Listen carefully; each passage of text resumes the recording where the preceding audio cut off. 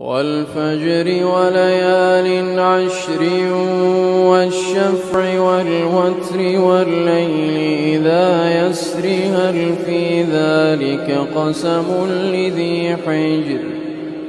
ألم تر كيف فعل ربك بعاد إرم ذات العماد التي لم يخلق مثلها في البلاد وثمود الذين جابوا الصخر بالواد وفرعون ذي الأوتاد الذين طغوا في البلاد فأكثروا فيها الفساد فصب عليهم ربك سوط عذاب إن